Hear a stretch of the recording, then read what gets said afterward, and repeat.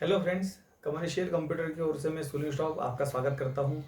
आज हम पढ़ेंगे आरसीएम के बारे में। आरसीएम का मतलब फुल फॉर्म होता है रिवर्स चार्ज मैकेनिज्म। और आमतौर पे ये पांच एक चीज़ें जो होती है, अगर हम अनरजिस्टर्ड से बाय करते हैं तो इसका टैक्स बायर को पे करना पड़ता है। सेलर जो है इस पर टैक्स नहीं लगा सकता, चाहे उसका जीएसटी में रजिस्ट्रेशन क्यों नहीं हो। तो जो चलन में है अधिकतर वो है ट्रांसपोर्ट या फ्रेट का, अगर हम किसको एक्सपेंस का भुगतान करते हैं। सबसे पहले हमने ये लेजर बना लिया है। यहाँ पर हम आकर देखते हैं ट्रांसपोर्ट एक्सपेंसेस। फ्रेट या ट्रांसपोर्ट को डायरेक्ट एक्सपेंस का ग्रुप दिया। यहाँ हम सेट अल्टर जीएसटी को यस करेंगे। यस करने के बाद डिस्क्रिप्शन में फ्रेट, इसका कोड होता है SAC, सर्विस अकाउंटिंग कोड, वो रहेगा 9967। ये भी ऑल ओवर इंडिया में फिक्स है। उसके बाद नेचर ऑफ ट्रांजेक्शन में हम यहाँ पर लेंगे purchase from unregistered dealer taxable. और ये बहुत ध्यान में रखना जरूरी है कि यहाँ पर आया है रिवर्स चार्ज एप्लीकेबल, तो उसको हमको यस करना पड़ेगा। और 5% भी ये लिखना जरूरी है। तो इस तरह से आप कॉपी में कहीं नोट करके रख लीजिए इसको। और अगर हम कोई ट्रांसपोर्टर से अगर बाय करते हैं तो उस ट्रांसपोर्ट का भी हमको नाम बनाना जरूरी है। और ये आएगा सर्विस में।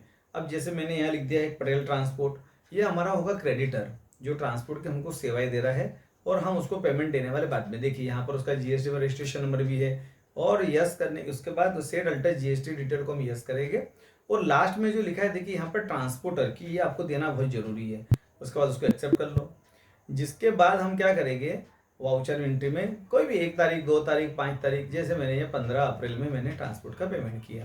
पेमेंट के लिए F5 में करूँगा, कैश लिख दूंगा। और यहाँ पर मैंने लिखा फ्रेट, है ना, 2000 रुपये मैंने पे किया। कंट्रोल है, देखो यहाँ पर किसी प्रकार का हमको कोई टैक्स नहीं लेना है, ये पे कर दिया।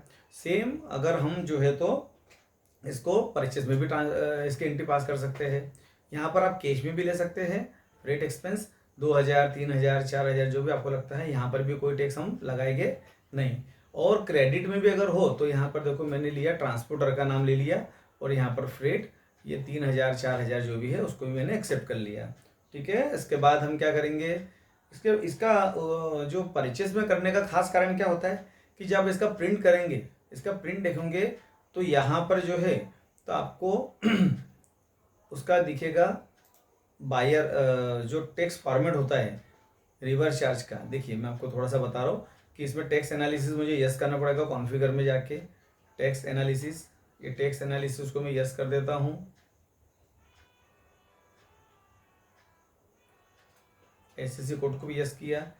जिससे यहाँ क्या होगा, जब मैं इसका प्रिंट निकालूंगा ना, तो अब देखिए ध्यान से कि यहाँ पर जो है तो उसने उसका टैक्स का कैलकुलेशन करके दे दिया कि मैंने टोटल 3500 रुपीज़ पे किया। और इसका जो है मुझे 2.5 की रेट से 5% की तरफ से की ओर से 175 रुपीज़ गवर्नमेंट को पे करना है।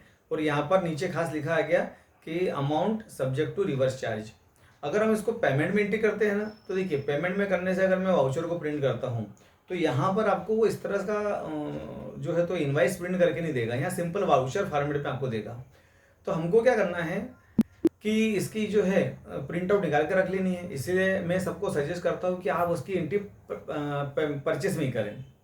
अब जब हम इसका 3B में रिपोर्ट देखेंगे तो 3B में जो है आपको देखो यहाँ पर दिखेगा टेबल नंबर 5.1 में ITC के अंदर रिवर्स चार्ज सप्लाईज। और ये देखिए तीनों एंट्री यहाँ पर सामने आ गई है।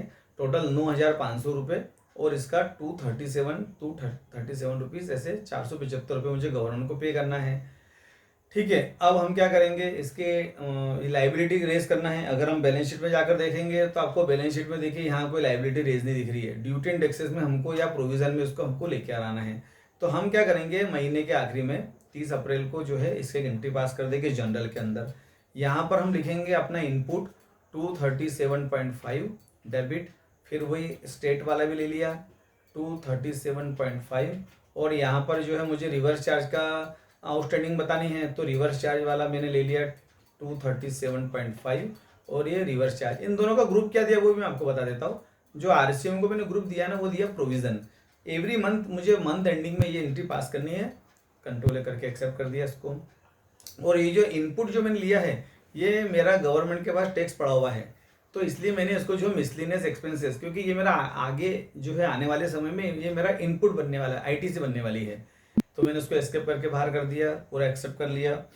अब देखिए हम बैलेंस शीट में जाते हैं वापस। आप बैलेंस शीट में देखेंगे तो यहाँ पर ड्यूटी एंड टैक्सेस तो कुछ नहीं हुआ, क्योंकि हमारी कंपलसरी ड्यूटी नहीं थी ये वाली।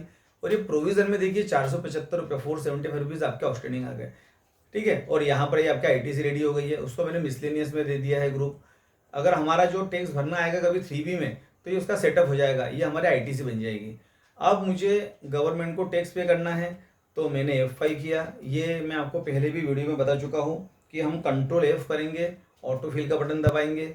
ऑटो फिल का बटन दबाने के बाद हम बैंक के थ्रू यहाँ पर इलेक्ट्रॉनिक केस लेजर में 237.5 इलेक्ट्रॉनिक केस लेजर और एक ले लिया हमने, है ना, 237.5।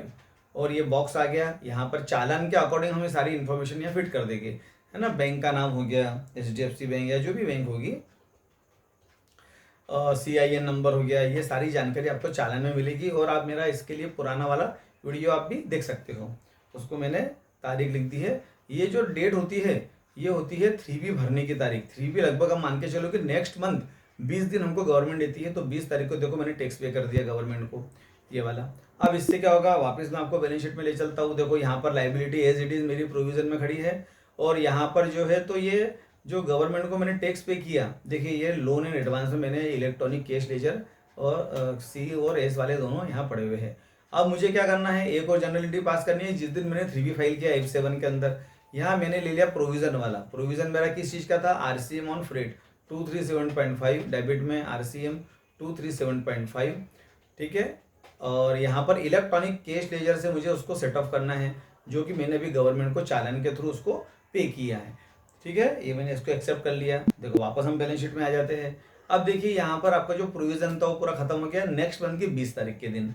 और ये जो है यहाँ जो बैंक में आपके जो लोन एडवांस में पैसा आपने जो गवर्नमेंट को पे किया था चालान के थ्रू, वो भी हट गया यहाँ से। और ये मेरी जो है तो आईटीसी यहाँ पर मतलब खड़ी हो गई है। अब जिस दिन मुझे इसका क्लेम लेना होगा तो मैं जो आउटपुट वाला जो मेरा टैक्स होगा उसके द्वारा मैं ले लूँगा। तो दोस्तों ये जो आज आपको बताया मैंने है, इस तरह से 5 अलग अलग सर्विसेज पे जिसपे कि हमको गवर्नमेंट को RCM के थ्रू टैक्स का पे करना पड़ता है। और ये नेक्स्ट मंथ पे हमको वापस आता है, लेकिन वापस कैश में नहीं आता। ये हमको जो है तो हमारे टैक्स भरने के अंदर उसको गवर्नमेंट सेट ऑफ करती है।